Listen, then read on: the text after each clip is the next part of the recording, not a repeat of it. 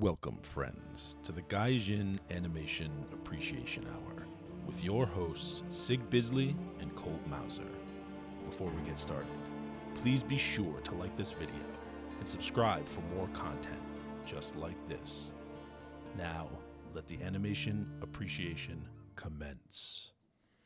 Okay, it's been like 25 years since I've seen it, but I did not recall that A Nightmare Before Christmas had that many goddamn songs in it. It's a musical, man. Holy shit! I didn't. It's a musical. I just wanted to see that super slick stop motion.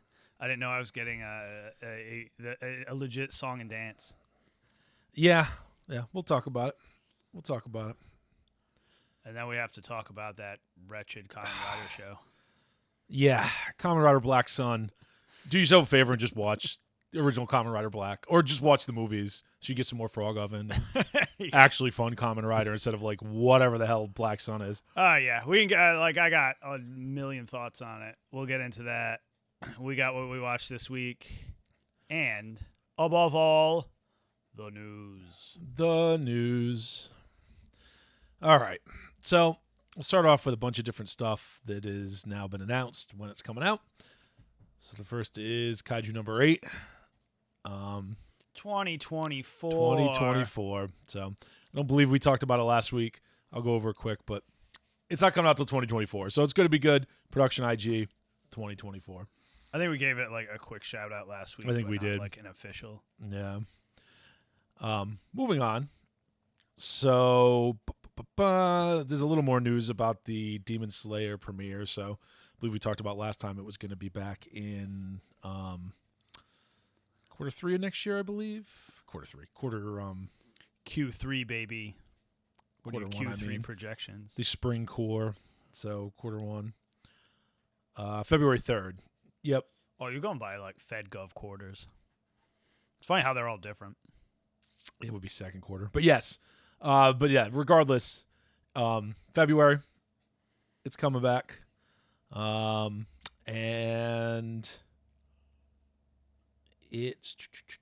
there's going to be a 1-hour special to start it up. I'm excited. Like, really excited. Yeah. Oh, no, sorry, April. There's events going on through February. Oh, man. I'm April. Less excited. It is the spring core. It's what you said Q3, and then you said February. Yeah. And I was confused, but kind of happy. It's the spring core. No, I'm sad again. No. There's going to be a 1-hour season premiere. We'll see. They're about halfway through the manga, so, this clearly is not going to be the last season. Don't know quite yet how many episodes it's going to be. I'm assuming another, 12 or 13 or whatever. So, yeah. Looking forward to it. It's going to get wild. All right. Jujutsu Kaisen. Yeah, when's that shit coming back? Now it's been announced July. So that is going to be the summer. That's worse than April. Yep. There's still the movie we got to watch, the prequel or whatever. Oh, yeah. I'm sure I can find it. Yeah, it's around there somewhere. I don't know if it's streaming anywhere, but we'll figure it out one way or another. I've already figured it out. Yeah. So that's coming back. Like I said, official now. That's going to be July. So you got Demon Slayer and Jujutsu Kaisen coming back next year. That's pretty damn good. Solid. That's pretty solid. When's Goblin Slayer coming back? Who the hell knows? Yeah, for the love of Christ. Killing me. Very strange. I don't know what the whole holdup is. Like, there's plenty of source material. Also, coming out next year is the next part of JoJo's, the manga. Not the anime. That's already out. JoJo Lands. The JoJo Lands. It's coming out in February. No idea exactly what it's going to be about. The 8th part ended last August. Or not 2022, but 2021. So now it's on to the next. Don't know what the hell it's going to be about. Don't know what the hell it's going to look like. It'll probably be weird as hell because especially later JoJo's gets real friggin' weird. Where do you Raptor Dio, anybody? There, you know what I mean? Yeah.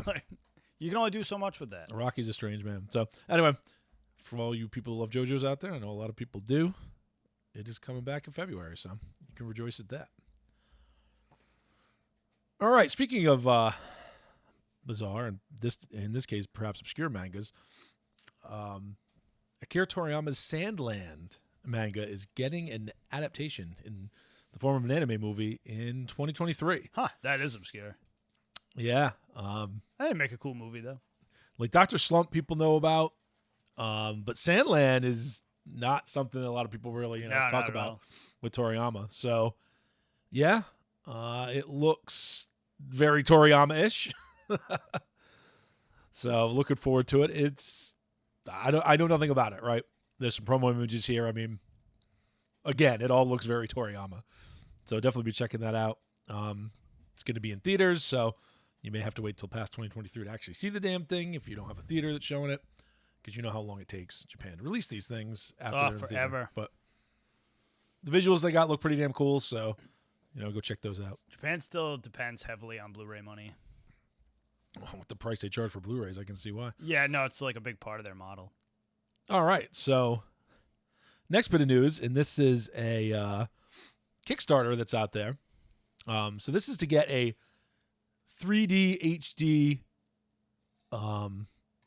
Blu-ray and DVD re-release of Cat Shit 1. Whoa. Dig deep. Which Cat Shit 1 is a strange anime to begin with. Do you want a retelling of the Vietnam War with, like, bunnies and rabbits and shit? I thought it was World War II, but... Oh, was it World War II? Oh, no, it is. I thought it was Nam. I think it is Nam. Yeah, you're right. No, you're right. Because it was named Apocalypse Meow in North America. Yeah. So that would make sense. Yeah, very strange. But kind of a classic. And there is a Kickstarter up. Like I said, they're looking to get about $74K by January 15th. Doesn't look like it's got too much yet, but I would think it will get funded. If you want to help ensure that it gets funded, I would go kickstart it now. Let's see. I'll pull it up real quick here and see where they're at. They only got $5,900 of their 75-ish K goal. Unfortunately, the goal is in yen, so it's actually more than it was before because the yen actually popped up a little bit. But yeah, if you have any interest in that, go check it out and kickstart it so it can actually get made. All right, so Wizards of the Coast lately seems to be circling the drain money-wise. Don't get me started. And they're doing desperate things like trying to monetize D&D, and I think that's going to fail miserably. Oh, they see all that money that those guys I hate are making. You know what I mean? Critical Role. They want some of that cash. They're not going to get it. Like, they don't understand that they're not going to get it. I mean, the time for that is actually already kind of passed. Oh, yeah. It's like waning in popularity. And you're never going to get most gamers to just give you a monthly fee or pay that way. It's just not going to happen. Oh, God, no. And it's kind of dumb because they should monetize it in the other ways, right? Like, yeah, if you want to make movies and TV shows and... You can make not shitty books. That'd be good. Not shitty books, action figures, whatever. People will buy that, right? And you have plenty of splat books, but trying to make it into a monthly subscription service, like, it's never going to work for D&D. The OSR rules are free. They're free. That's what I mean. You know what I mean? And there's so many other editions. Go get yourself some old school essentials, right? If you want to play some old school D&D. Oh, hell yeah. And it's set up really well. But anyway, I say all this because Magic has been doing much the same thing, like trying to make more money. And Magic does print more money than D&D in general, but now they've been doing a lot of crossovers. So you've seen like the Warhammer one. And, And they're doing a Lord of the Rings one with caused some controversy since the art had a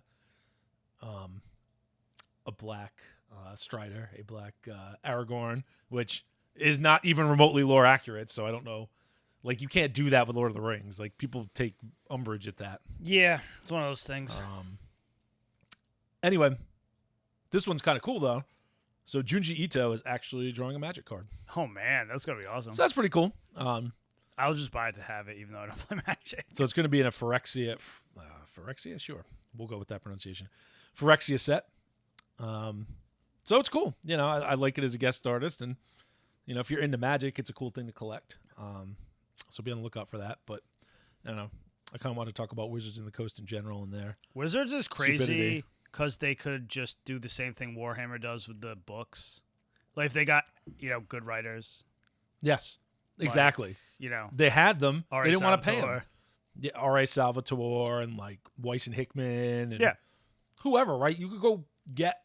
There's plenty of good. They already pulp have writers out there. established, universe. Like it seems Yep. crazy to not just like make. I mean, I would argue that GW makes like probably half their money on books. You know what I mean? Like, because I mean yeah. they sell a lot of models, but they sell a lot of books. I know a lot of people that read the books and don't play the game. At licensing video games, like they make money a lot of different ways. Like D&D can do that too. Like they're very under licensed in the video game department. In the everything department, they like barely do anything except I don't know, like weird. I don't even know. Yeah. I don't know. I mean, I get that they're under quote unquote under monetized, but I just don't think the way to do it is try to squeeze more money out of the people who buy the role playing game. I don't think it's going to work. It's not. There's so many easier ways to do it that aren't like Especially sketchy. just do a new edition launch. Like 5th edition's been out a while. Oh, it's not forever. It's time for 5.5 or 6 or whatever. Like all new books, all new splat. Like that's the way you make the money. Like people like to collect the books. They're not going to want to just pay you a subscription service to get rules. Most people are not going to want to do that. Nah, that's like so crunchy and not fun. It's just like, yeah, here's my like shitty rules list. Especially not when every permutation of D&D rules is pretty much already out there. Yeah, it's in like you're cheaper forms. subscribing to like facts, basically. Like, here we just changed these rules. Here you go. Like, that's dumb. Yeah. So I don't know. I think it's going to go poorly. But I think we'll most see. people want fancy hardcover books I agree with you. or cool novels. Because the rules, it's not like a competitive game. Like the rules, it's not like they have to be endlessly tweaked. No. Like for a war game or whatever. But yeah, they could come out with a goddamn war game. I don't know. There's a lot of ways they can monetize that I think would work a lot better. But yeah, but then they'd have to put in effort. Yeah, it's easier to just like make up some whack subscription. Well, I mean, Wizards is run by a bunch of woke retards that just don't. They make care about money. They make modules about working at a coffee fucking They want shop. them ESG bucks, but that's because they're already circling the drain. So Yep. I don't know. It's a shame, but if you want to play D&D, there's plenty of alternatives out there. And if you like 5e, buy 5e books and play. But anyway, moving on. So 7 Seas, been doing some news on 7 Seas over the past 6 months or so. Yeah, they can't stop fucking up. Yeah, looks like they're in trouble again. So they are saying that Amazon in Europe is not buying their titles anymore. So That's weird. Europe, Amazon Europe, whatever it is not buying their titles to sell anymore. So that's got to hurt. Yeah, Europe is a pretty big market. I would say so. So not sure what it is. They're calling it an environmental decision, which I think that just means that their books aren't selling and they're just not worth. So you're going to see this a lot. You see this a lot with like the quote unquote woke stuff. You'll see it a lot with environmentalism. People use it as an excuse, right? They're using it as an excuse to not do something they didn't want to do to begin with. Yeah. Right. So it's like, we're not selling this publisher's books very well, or not making us a lot of money. Oh, environmental. Yeah, environmental. We can't possibly do this anymore. Climate change. Right, because then they get to take credit for it and go, ooh, look how good we are. Give us ESG bucks. Yeah, it's like, why would you if you don't want to like waste the paper or whatever, why would you just pick one random small publisher? Wouldn't you just get It could be of more. paper? Like you have to read digital shit now. So anyway, Weird. It's not looking good for 7 Seas. I'm not so sure they're going to be a company here in another, well, at least it's currently formulated, another couple months to a year. I think things like this can be a death blow. There was a lot of spending Yep. over the last couple of years, and now that spending's dried up. I mean, you see it like people I know, small businesses, like, just spending in general is way the fuck Companies down. that kept themselves basically the same size and didn't grow too big for no reason. Yeah, we'll be fine. Smart, but like the ones that grew to meet this demand probably didn't read the tea leaves enough on that demand not existing. Why the fuck would you think that like the COVID-free money train was going to last forever? Like you can't even do that. You'd have to just be printing trillions of dollars all the time. Well, they still are, but everyone thinks the good times are never going to end, and it's never the case. I mean, I don't know. Yeah. Once you have an economic downturn, people aren't buying luxury things like RPG books. Even though I'd argue or manga or whatever, or light novels, right? I would argue those things are cheaper than a lot of other things you can spend your money on and provide more Yeah, I'd entertainment. say like that's probably a better. It's like big luxury items that'll probably get killed. You know what I mean? Oh yeah, watches are already going down. Used car market's starting to go down. New car market really isn't, but yeah, it's gonna happen. Well, the new car market's kneecapped by like demand issues or supply That's issues. supply issues. That's correct, right? And there's an intentional strangulation going on because they want to push everything to electric, even though they can't possibly push everything to electric. But No, do it. I fucking You dare do that so intentionally. we can all sit in the dark like fucking cavemen when the power grid fails. anyway, not a political podcast. I get into it. Not an economic podcast either. Anyway, we're gonna move on. We're gonna move on to the last bit of news here. And for once, Saudi Arabia doing something actually really goddamn cool. I hate them anyway. I didn't say I liked them, and I never thought I'd put those words together. But Saudi Arabian company called Manga Productions has built a life-size Grandizer. Whoa. Oh yeah, Grandizer was like huge over there for some reason. 110.5 feet tall. God, that's like a skyscraper. It's in Riyadh, and it opened on November 21st. So very, very cool looking. It's That is wild. freaking enormous. So if for any reason you're ever in Saudi Arabia, one, I'm sorry, but two, I would go check this out for sure. Just because it's freaking massive. I mean, it puts like the Gundam statues to shame. 110 in size. feet is massive. Holy shit. That's enormous. I mean, the Gundam statues are like 60-ish, right? 55 to 60. So it's huge. And it's freaking awesome looking. So go check that out. There's some pictures online. I'm sure there's probably some video out there too you could go check out. I would assume so. But very, very, very cool. And it's the largest statue of a fictional character, apparently. The largest metal statue of a fictional character. Whoa, it's metal. So pretty cool. I dig it. It's better than it another. looks awesome. It's better than another ugly fucking skyscraper because it's like all they do. Hell yeah. Agreed. Though you could probably have like apartments in its feet for fuck's sake. That'd be amazing. Like make it a building. Oh hell yeah. That'd be super cool. Yeah. Anyway, with that, I want to end on good news this week because it's Christmas week. That's the news. Boom. Or is it Christmas week? Does it count when Christmas is on a Sunday? What week is actually Christmas Oh my week? god, madness. Oh, it just hurts your brain. It's Christmas weekend. It's weird. It's like Saturday, and Sunday. Yeah. So it's just like a normal weekend. Kind of weird. Yeah, it's gonna be strange. Anyway, I degrimed it out like a full week. Like, bleh. Disgusting. If you would like to continue on, Lucifer and the Biscuit Hammer. Sure. We're down to brass tacks now. There's one more episode next week. Basically, I mean, as you would imagine, Yuhi didn't actually want to blow up the planet. Yeah. So he was like, he basically like trained super hard so he could stop her at the end. And then they get into her backstory where like basically once Anima disappears, she's going to die because she had that disease before. And the only thing that makes her, not dying is Anima's power. Yep. So she wants the Earth. Like she wants to blow up the Earth because she wants everybody to die with her. Oh, well, that's Basically. mighty selfish. Mighty selfish. That's a lot of FOMO. But then, like, at the end, he's just like, fuck it. I'll just die with you. Like, because he's a man's man. Getting it done. Saving the Earth. And then at the end, they're hugging, crying it out. And there's still one more episode. So Yeah, so we'll see what the hell happens. we'll see what the fuck See what happens. the fallout is. Anyway.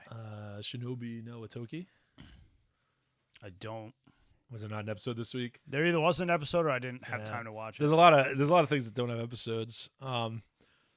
So we talk about Mob Psycho. So it's the season finale of Mob Psycho. Really good episode. Finally, it is definitely about integrating your shadow for sure. Oh, yeah. Like Carl Jung wrote that episode. Yeah, right. He integrates his shadow. Reagan does some work. It's pretty awesome. Dimple shows up again because, of course, Dimple shows up again. It's awesome because Reagan finally comes clean. He's Yeah. just like, man, I didn't know you were holding that monster in bay. Bay. Like, Yeah, it's just a good episode, man. It's a heartwarming episode. It's a good Christmas episode. And, he was always going to get rejected by the girl because she was always going to reject him. yeah. But then it's, He's a fucking nerd. he's man. talking to her all the time. And, like, is he really rejected? You know what I mean? She's just taking it She slow, did get man. asked out by like 6,000 By, like, guys, everybody. so. She's just kind of sick of it, right? So, yeah, pretty cool. And I like all the other psychics coming together at the end, hanging out, whatever. Yeah, that was a good Having episode. like that New Year's party. I was gonna say Christmas party. I think it was like a New Year's it was party. an excellent like finale. Yeah, it was an excellent finale. And now like everybody works for Reagan for some reason. Like, Yeah, which is hilarious. But yeah, just a great show. oh no, it was his birthday party. Because remember the cake? There was the cake. You are correct. It was his birthday, but it is. That's right. Because New Year's in the show, New Year's they went up to the alien tower. So it would be after New Year's. Yeah. Anyway, Yeah, but no, it was Reagan's birthday. I remember. that you were correct. I knew they were celebrating something. I get New Year's on the brain. It's a celebration. So excellent show. If you haven't watched it, catch up on it. Like that and One Punch. They're both really good, and they're kind of companion shows. So Yeah, they really are. go check them out. Let's see, Chainsaw Man. Oh, they're getting into the nitty gritty now. Yeah, It was episode 11. Did we watch? I think it was episode 11. Yeah, because I think they started like a week later. So Aki makes the deal with the future devil, and he like barely wants anything from him because he's like, your death is gonna be so fucking awesome. That was the best. It's just like, put me in your eye so I can watch you die because it's gonna be so It's metal. so awesome. Like, okay. And the future devil is a freaking weirdo. Complete dancing weirdo. Yeah, it's just kind of funny. Actually, In the vein of that show where everybody's a weirdo. he's extra weirdo. Freaking the Yakuza get like freaking got Yeah, they get it hard. because do not mess with what the hell's her name, Makima or whatever. Makima, yeah. Yeah, she is just a terror. She just like makes people drop dead all the time. Like, Yeah, Power and Denji are still training, and then at the end it's like we're gonna do Special Division number 4's like debut. So Yeah. they got to go into a building, and then you meet like the other people special in the division guys, like Sharkhead guy. Yeah, which are all like other types of fiends, pretty much. Yeah, like, it's mostly the angel fiends. demon kid, like the shark head guy who like swims through everything, like yeah. Oh, the spider chick. the spider leg girl. Yep. And there was that other girl too. I didn't remember her was. There's a bunch of characters they like kind of throw in right at the end. Yeah, I kind of like that. It's just like, bam, new stuff. But yeah, they're going to clean up the mess from the last couple episodes where there's still the Katana Man and the snake girl Yeah, who need to get taken down. So they're gonna get knocked down. that's basically where it ends. Like the snake girl has Aki like in a really bad spot. Looks like he might die, but he's not gonna die. So not yet anyway. Well, That's not an epic way to die. Nah, So I don't think the I don't think the future demon would have been into that. no. So very good. Show remains very consistent. Every fucking episode's a mega cliffhanger though. And good characters. shit. Yeah, it's just a great show. So definitely catch up on that. And then the last thing, because there was no Witch from Mercury this week, Urusei Yatsura, the one we just watched. That was just a wacky episode. Just a wacky episode. That was more than normal wacky though. It was just wacky. This is all about Mendo's sister, Mendo's retarded sister. who's she's very very much into pranks, and apparently the rest of Mendo's family is as well. So the She's first gonna part, fucking prank you to death. Like, Yeah. Jesus. the first part, she's again on an ox cart, just like his mother was. Which is And hilarious. it takes like 5 days to get there, so she's trying to bring him like super fresh, like sushi and fish and stuff. Yeah, like he forgot his lunch on Monday, and then she shows up like on Friday with his lunch for Monday. It's all like sushi and shit that goes bad in like 5 minutes. But it took 5 days because traveling by ox cart. She's trying to travel incognito in her the fucking freaking ox ox cart. cart with like ninja outside. It's ridiculous. And then what was the other one? Oh, they go to like a New Year's party. This is the one with the New Year's party at Mendo's place that his sister's putting on, and then like it's his sister and his mother and father like basically playing a game. It's almost like Shoots and Ladders or Sorry or the Game of Life. Yeah, it's like one of those type of games, right? Where except they're playing it, but like all their servants are using, Moriboshi and Lum, and like all Lum's friends show up like as the pieces. Yeah, in like real life, their like- giant retarded house is like the board, basically. Yeah, they're making so it. everything that happens on the board, like the servants like force it to happen to like Moriboshi and everybody like Yeah. in the house. It's wacky. So it's just an extremely wacky episode.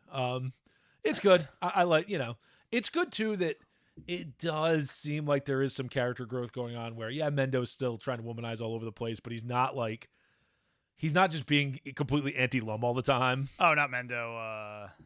Or Moriboshi. Moriboshi. Sorry. I didn't mean Mendo. Mendo is very pro-Lum. No, Moriboshi. He's like Ataru. He's finally not.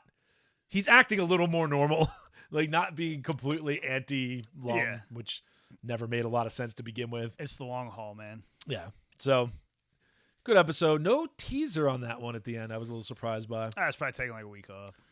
Yeah. Yeah. I don't know. I think it's going straight through to 26. So Yeah, I think everything's probably gonna take a week off. So yeah, I don't. It's scheduling. So yeah, a lot of stuff is going to be. I'll check to see if stuff's out this coming week. Yeah, but it's a lot of stuff is getting preempted. Like Gundam got will preempted. see. I think Gundam might get preempted next week too. Oh my god! Because I remember its last episode is going to be kind of late. It's going to be in like the 12th or the 8th, like a week or two after everything else. Yeah, they're doing it weird. They're like stopping after 13. Is that correct? 12 or 13, yeah, which is weird. Because it's 26 minimum, bare minimum, probably 52. I was assuming it was going to be a long show, so They're usually, setting up for a fucking long show, so I would hope so. yeah, usually Gundam will go straight through, 2 seasons, 2 core, and then it'll take time off, and then it'll come back with the rest. It looks like they're doing it slower this time. I mean, I don't know. Maybe it won't be that many episodes, but the pacing feels like it's going to be. It feels like a classic, like 50. Yeah, 48 to 52, whatever. right? Like, so we'll see. We'll see. Maybe they in the classic Gundam style. I don't mind it if they, if they do one core, they take one off, they do another. Yeah, it kind of keeps it fresh. If it comes back what I mean? quicker, that's fine. I don't know. Whatever. Yeah, I don't mind when they take one season off and then come back. Like, that's fine. Yeah, that's what they got to do. That's what they got to do. So, anyway, Fair enough. That's all. That's all the shit we watched. That's it. Except for Kamen Rider Black Sun. Kamen Rider Boredom. Yeah, that's what it should be I'm called. sorry, So that's an awful pun, but this is not a complete series review because Who's we apt. couldn't even make it through the series. I cut the cord after episode 6. I was think. thinking the same thing. It was episode 7. Yeah. It might have even been episode 8. Oh no, I think It was 7 or 8. I think it was We 7 were or watching. 8, yeah. It like is- when you suffer through all this like backstory and boring shit, and right when they're gonna like, you think it's gonna pop off. yeah, it's stuff's be- going to start and really it's gonna happening. Be, like heads getting kicked off. And It's stuff. another boring backstory episode. Yeah, it's like, more Jesus idiots Christ. running through the forest. Like this show is so badly padded. It's to the point of unwatchability. Well, it's this weird. It's like basically the civil rights movement in America, except in Japan.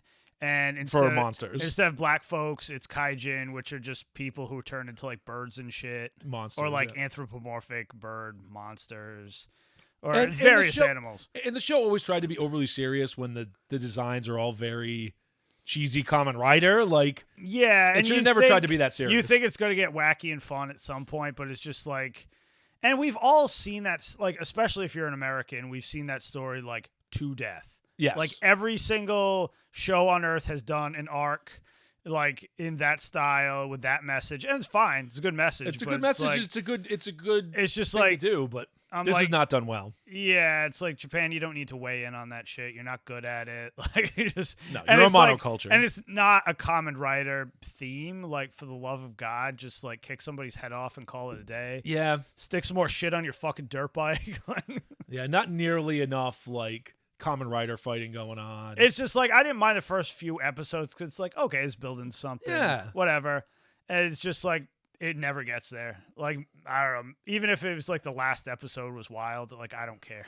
You know. Yeah, I gotta say it's just None of the characters were even likable, like really at all. It's just like no. eh. I mean, It's just this awful slog. Kotaro is all right.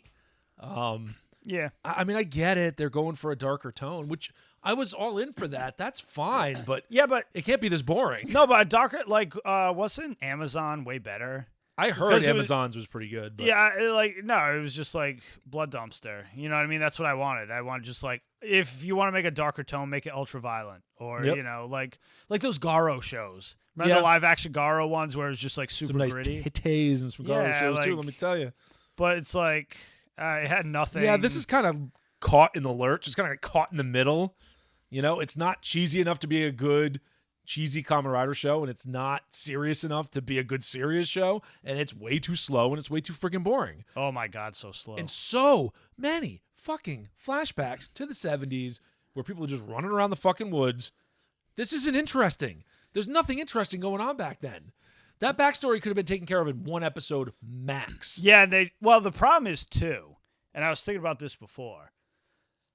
they will have an action sequence, and you're like, oh yeah, it's popping off, son. And then they cut to like 70s backstory, and you're like, what the fuck was that? Like, god damn, you Pacing almost is did something interesting. all over the place. And it's like, no, man, it's like random black guy in Japan and like Black Sun and what his brother, the other guy. Yeah. White something. No, Silver Moon. Silver Moon. I was gonna say Silver Fog because I'm a fucking idiot, but Silver Moon. The Velvet Fog. And then that chick who like is apparently, I don't know. Oh, fake Greta.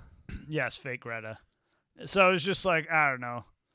Thematically, it did not interest me at all, and then it was just like written so boring, and I don't know. The pacing's bad. I really wanted to like this show. I really did. It wasn't depressing because the show was depressing. It was depressing because I was bored because I wanted to like it. Yeah, I really did. It's just like, this is bumming me out. I can't watch it anymore. You know, it just doesn't have it. It really doesn't. Yeah, like nothing.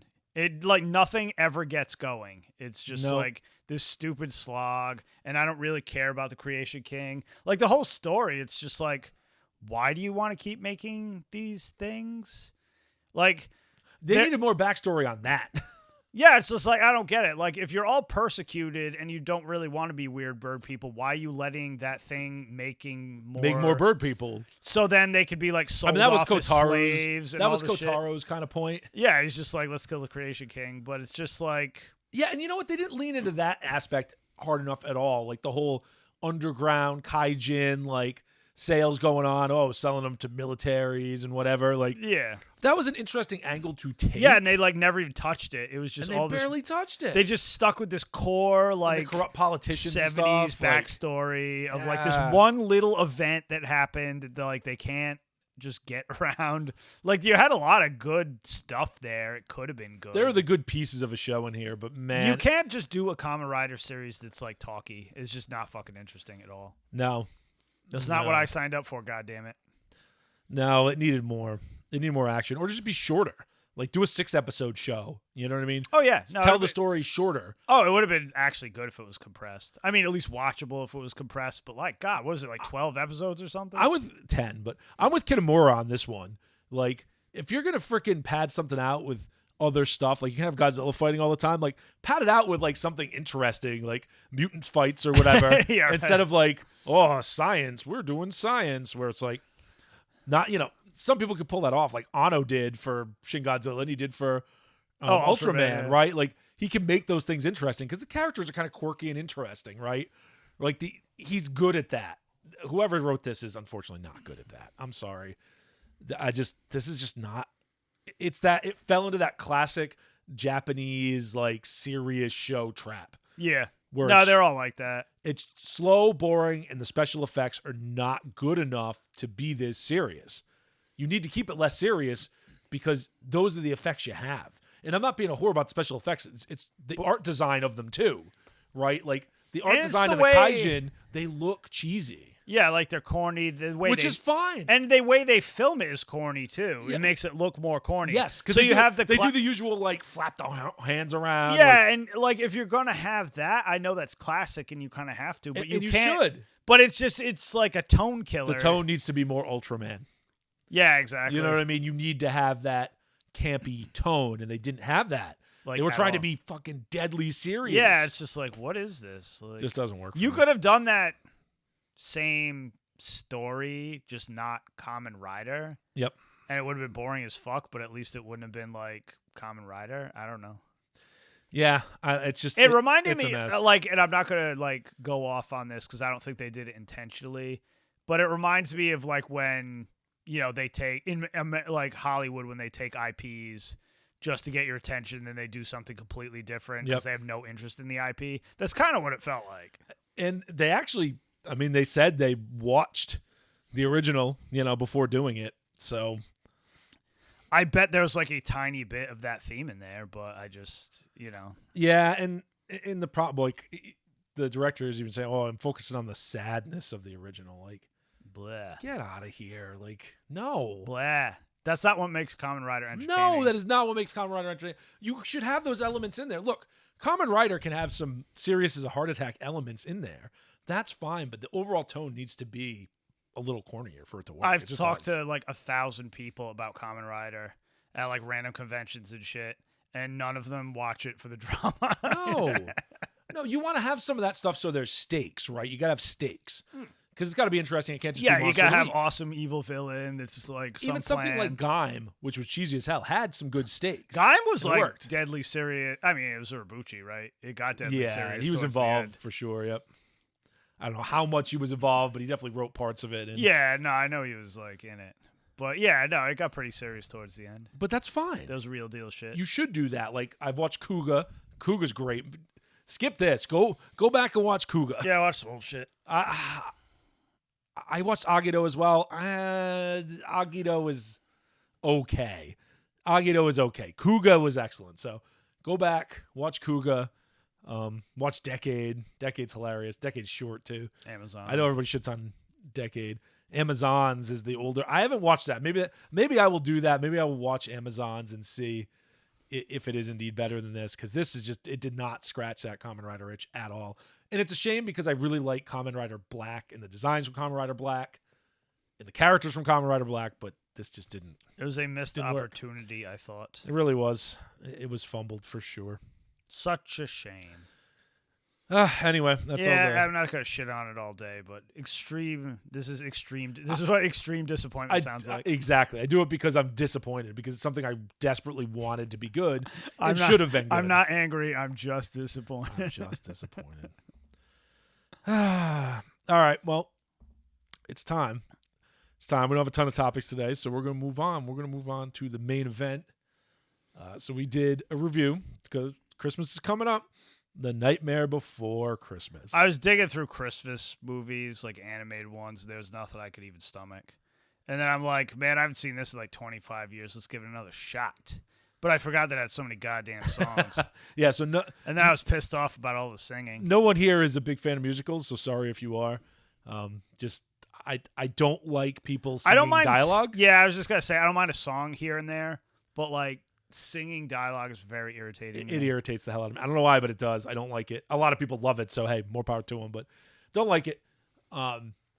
Anyway, it's an hour and 20 minutes, hour and 19 minutes, so it's short. It gets right to the point. What the hell? So if you don't know, I'll go over it just really quickly. So Nightmare Before Christmas, they always call it Tim Burton's Nightmare Before Christmas. He doesn't have much to do with it. Well, he did the designs, he did the story. It's based on his story, right? He was a producer, but Henry Selick is the guy who directed it. So he also did James and the Giant Peach, and he did Coraline. So just one of the best stop motion animators in history. You know, we talked about Phil Tippett a couple weeks back. To me, Henry Selick is the guy. Oh yeah, This stuff is that's so slick. and so Literally pretty. the only reason I went back to watch it, because like if you're even remotely close to mid 30s, early 40s, it was like the most was overhyped, huge. fucking cringy thing of the 90s. Like Hot Topic fucking fever. You couldn't escape it. Before it was all Zim stuff and Hot Topic, it was Nightmare Before Christmas, right? Slobs in the mall, just running around with Nightmare Before Christmas fucking shirts on. Yep.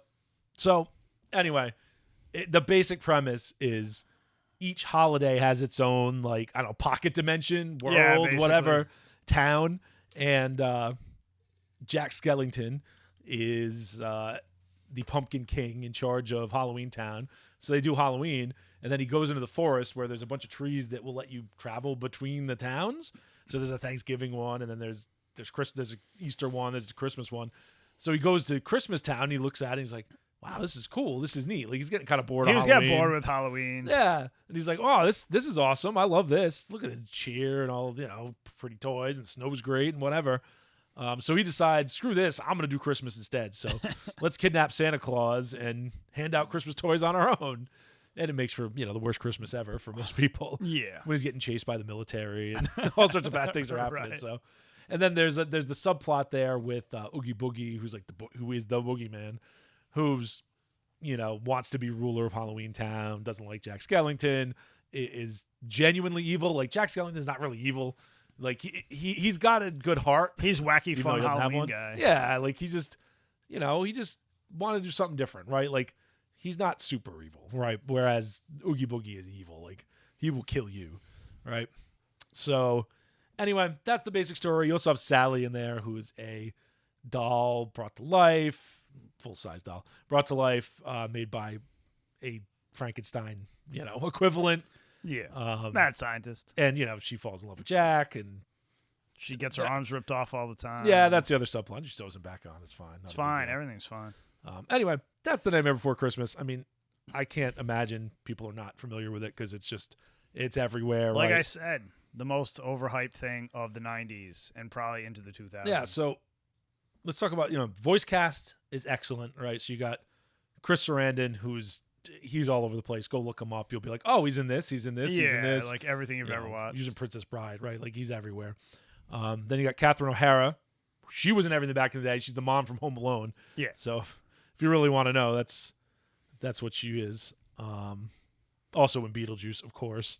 Yep. As the eccentric mother of Beetlejuice, which is great. You got William Hickey, he's one of those guys when you hear his voice, you'll be like, I know that guy, right? Yeah. He's older, but he was in some stuff way back in the day, 60s, 70s, 80s. Glenn Shattuck. So if you remember he's always like the eccentric fat guy. Yes, in everything. He was in Beetlejuice. I was in as Otho. He was in Demolition Man. I was gonna say Demolition Man. He's in Demolition Man. And he played like literally the exact same guy. He always played kind of the same guy, right? You got Paul Rubens, good old Pee Wee Herman. Yep. Is one of the trick-or-treating kids. Frank Welker is the dog, because of course Frank Welker is the dog. Frank Welker, the voice of Megatron, people.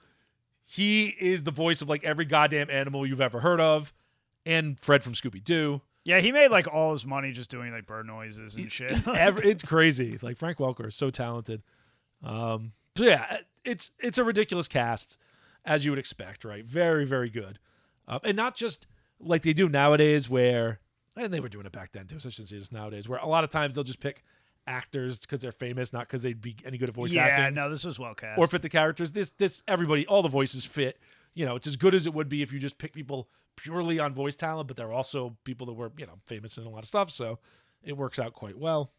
And they had to sing. And they had to sing. Also correct. So as much as I hate songs in movies, the singing is actually good. So the voice cast was great. Danny Elfman. So everywhere he did the Simpsons theme, he did Spider-Man theme. It would be easier to name things he hasn't done. Yeah, I mean, Danny Elfman's huge, right? So Danny Elfman did the music. So that does help. The music is, I don't like musicals, but the music is all very good. Yeah. Right? Like it's good movie music, You can't complain. It's just a very well put together movie by people who give a shit. Yeah. Right? The animation. So let's talk about the animation. The main ingredient is the animation because it's fucking gorgeous. It is so smooth and well done. Like I felt like it was bullshit the first time I saw it because I'm like, there's no way that's not like. It's like Coraline, right? Yeah, it's like that's got to be just drawn or something. Because a lot of it is just. You'll see it. Like if you watch Mad God, we talked about Mad God a while ago. It's great, but you can see like the classic stop motion stuff, like little dimples on the clothes, like the clothes move around and stuff because they're moving the dolls around, and the little things, right? And it's fine because I like that as part of the style. But this has that like. It looks like animation. It's like ridiculous. It's ridiculous. It's so well done, and the designs are fantastic. I mean the complete ripoff of the Beetlejuice snake. I mean, it's Tim Burton, so we can do it. But you're allowed to rip yourself. It's kind of funny. But the designs are fantastic. Everything looks good. Smart, right? Like Jack Skellington is super thin, super tall. Sally is not as thin. Like she's actually got like meat on her bones a bit, so she can contrast with him. You know what I mean? Like there's no way that's done unintentionally, right? Like they do these things intentionally. Oh yeah. And it reflects more. She's more good-natured, so she looks a little more good-natured. Like yeah, definitely. She's not evil and angular. Yeah, it's just great. The subplots with was it Finkelstein or whatever, the freaking Finkelstein, yeah, Dr. Finkelstein, the fake Frankenstein, obviously. Frankenstein. Oh yeah, because like she keeps sneaking out because she's bored. And he wants to just keep her. He wants to keep her there because he created her, and then he gives up eventually and creates like a wife for himself, but he uses half his own brain for it, and that's just disturbing. Yeah, that has a lot of implications. Definitely a thing there. it's just good. Like, it's just a very well done. It's very pretty. It's very well animated. It's not too long. Yeah, if you don't like musicals, you do got to suffer through the musical bit. But the music, I made it. I survived. the music is actually very good, Yeah. which helps. Yeah, like I said before, like the singing is actually, well done. And the music's lyrics really good. aren't completely cringy. You know what I mean? A lot of times Not that's really, the yeah. problem. The No, lyrics are it really fine. wasn't that bad. It's just too many songs. Yeah, I'm just not a fan of musicals. Yeah, so it's an absolute classic. We don't talk about American stuff a lot here. And for stop motion, you kind of got to go to the American stuff, right? Like, Yeah. the Japanese just didn't do as much of it. They prefer the guy in suit approach, right? Yeah. We have all the Ray Harryhausen Everybody has classic their stuff. jam. Yeah, and someone like Henry Selick is a good inheritor of that Ray Harryhausen style, where it's just very well done animation. Now he did full animated films, whereas Harryhausen was usually mixing it with live action, but yeah, just I can't say anything bad about it. I just can't. Nah, like no matter, even if it's not your jam, it's just too well done. It's paced well. You can't bitch about it. It's got no off themes. It's got nothing where you're like, that doesn't fit. That's No, weird. it's like nice stock storytelling. They get to the point. Yep. Like if you don't understand Christmas, you're gonna fuck it up. That's basically Yeah, it's like, it's okay to love these other things and take from them, but do what you're good at, right? Like if you're meant to do this thing, do that thing. Exactly. But it makes sense, right? Like you get bored. You've been doing it for forever, so it's got a lot of very human themes for a movie that doesn't really have any humans in They it. have Halloween, and then they spend like 364 days planning for next Halloween. Yeah, exactly. You can feel how soul crushing that I might think be. that would tire me out. So yeah, it's just it's a great piece of work. I mean, easily the best thing. Like if it came out this year, it would be the best thing Disney's done by far. Oh God, Right. by like leaps and bounds. Matter of fact, if it came out this year, it would be the best thing Disney's done in the last like decade. Yeah, like it's Wah, very wah, very wah. good, an absolute classic. It so. kind of harkens back to like the heyday of those kind of movies too. Like the 90s had some really solid, just family movies, I guess. It's kind of like the last gasp of like nice family movies where they weren't like dissecting everything and They weren't just subverting expectations and and like you're supposed to like the villain even though we didn't make them likable. yeah, Like, and that's it's the like- thing. Like like the message of new Disney movies is like accept evil. yeah, like Oogie Boogie does not have redeemable qualities. Nah, he's just a piece of shit. He's a stock villain. You're not supposed to like him, and you don't like him. You cheer for him to lose. And Jack Skellington, though he is a flawed hero, he's an interesting character and he's charismatic, right? Well, his intent was never to be evil either. He just like clearly did not understand like the and you get some process of character Christmas. growth, and it's just good.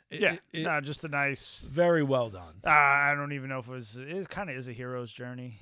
Oh, a little bit, a Little piece of bit. one anyway. Yeah, a little bit of chunk of one. So yeah, But, yeah. if that for was a good some one. reason you haven't seen Nightmare Before Christmas, or you or you need to refresh yourself, or you were sick of fucking hearing about it back in the 90s. yeah, That was me. I was just like, God damn this movie. And I'm just like, Yeah. you know what? I've been doing that a lot lately. COVID made me go back and watch a lot of things I didn't like back in the day. And I was pleasantly surprised by a bunch. Yeah. So go check it out. It's very good. It's fortunately streaming on Disney Plus, but do what you got to do.